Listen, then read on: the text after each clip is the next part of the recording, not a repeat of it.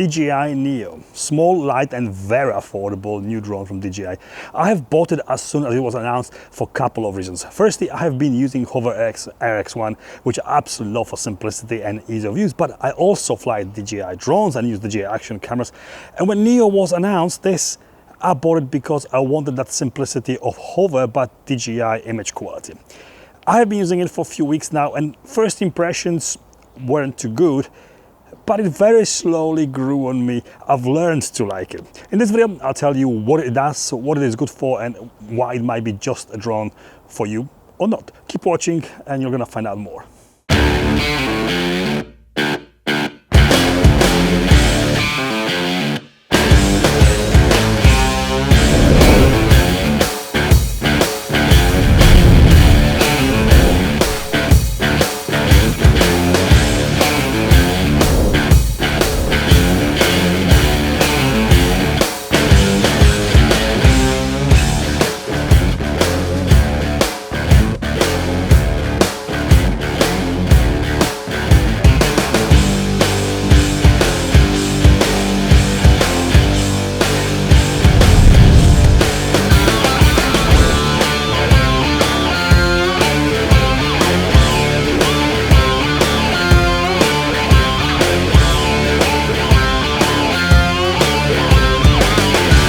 First thing I need to talk about is the image video quality. At first I was seriously disappointed.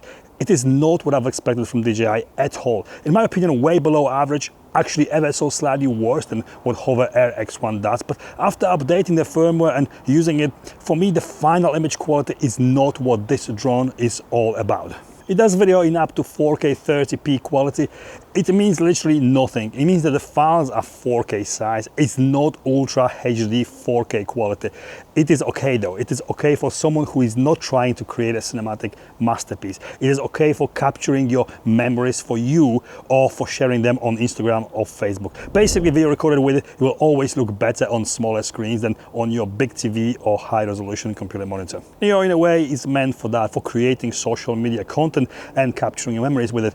The biggest issue with that though is the fact that it does not create vertical files. It's a shame, as if you want to post anything straight out of it into reels or stories, you will need to crop first. I guess not a big thing for most of people, but DJI could have used 4K resolution to crop in camera into vertical format so the files are ready for posting. Maybe they will bring it in the future for an update, who knows. Right now there is no control over picture quality, especially when using the drone on its own or just with the app. Some image control while using the controller, but about that in just a minute. I'm here with Matt from DJI.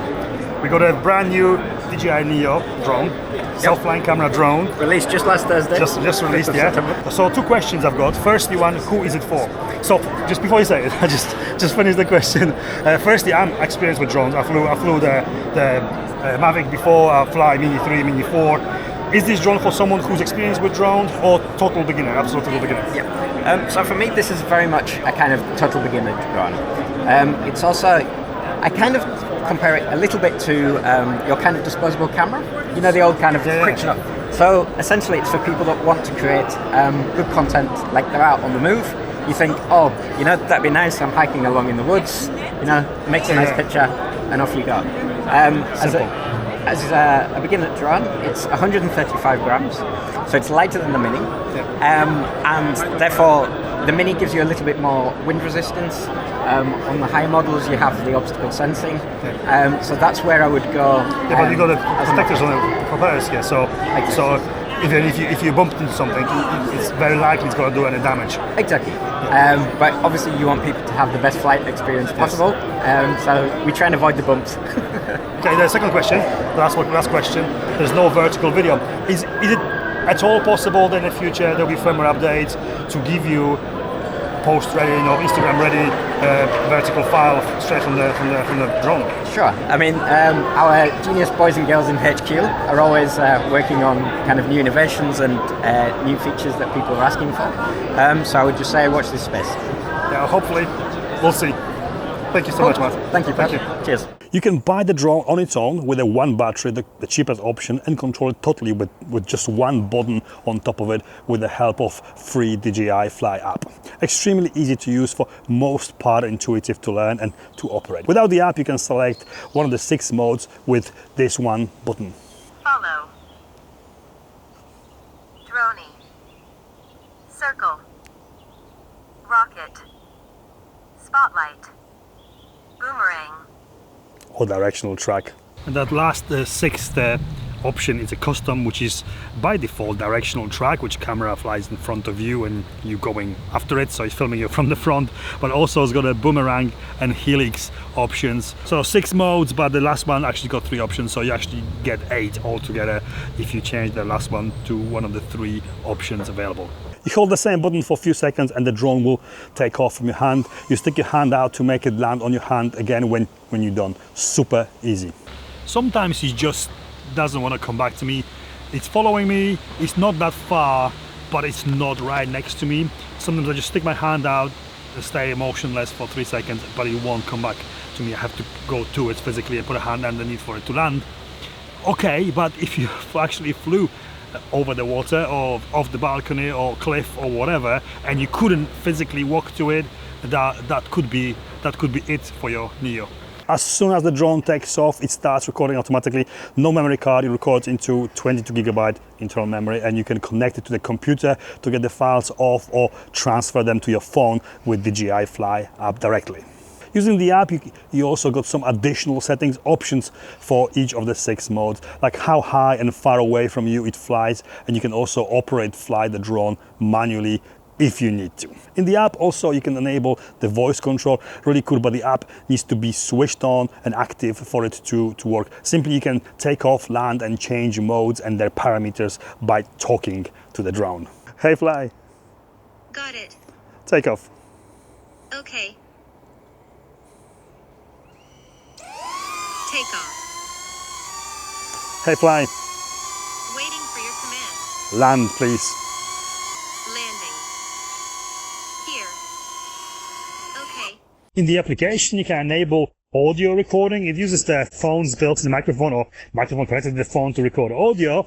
Very cool, because you can talk to the camera now, but application removes the sound of the propellers from the recording, which will make your voice, making my voice now sound like I'm under the water, because yeah, it's so much noise reduction going on there to make me sound half human. In principle, this is all great, very useful tool to record yourself with when you are by yourself, when you want better, more interesting point of view.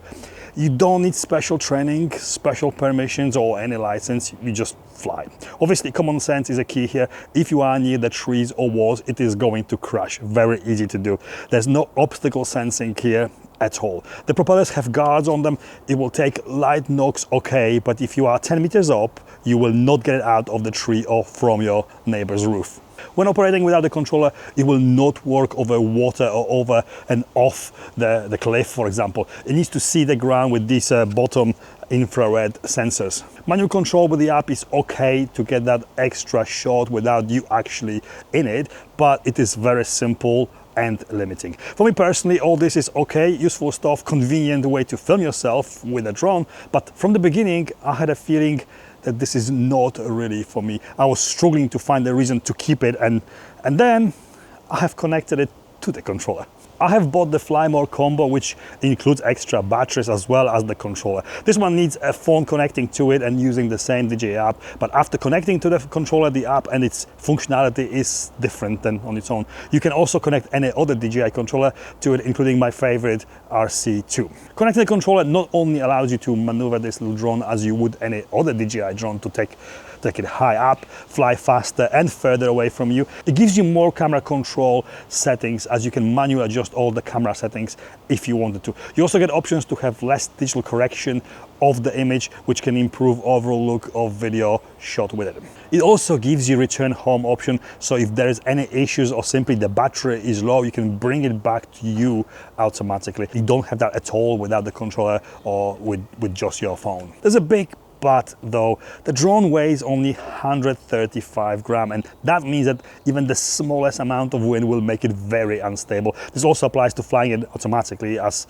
a self-flying camera. But if you take it up to 100 meters and fly away from you with the wind, you will never be able to bring it back. It is simply too small and light to fight any kind of wind. Realistically, you have to treat it as a flying toy and use it with caution. Use a lot of common sense so you can actually enjoy it and not lose it the first time you take it up.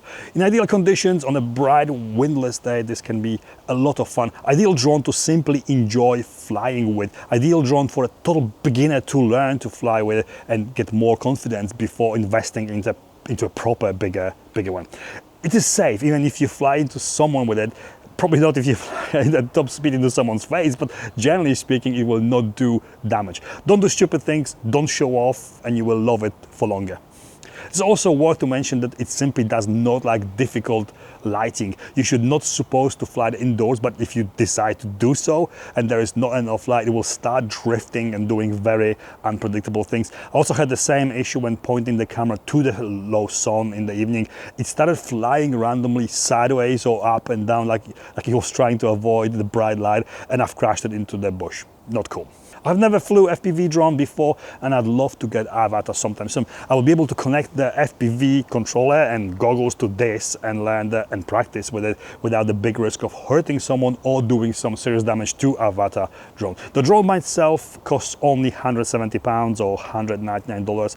That price makes it almost disposable in comparison to how much more pretty much any other drone costs. Taking the price into consideration and how much fun it can be just flying it, then adding the fact that even though fairly low quality, you can capture video and photos with it, plus that it is very easy to use and very convenient when you want to film yourself hiking, running, biking. This price makes it an incredible value for money. I must admit that I have struggled to fly bigger drones first when I was learning. The knowledge that by accident you could not only lose an expensive drone but also hurt someone with it was making it very difficult for me. I wish I had a drone like this then, as this is a perfect drone to learn with and gain confidence flying. For me, overall, cool, but it could have been a little bit more expensive, another £100 or dollars, and have the same camera as Osmo Action 4, for example. For me, that's the only drawback of it. Luckily, I do have a Hover X1 Pro Max for filming myself with when I'm out and about, and I use this to simply enjoy stress-free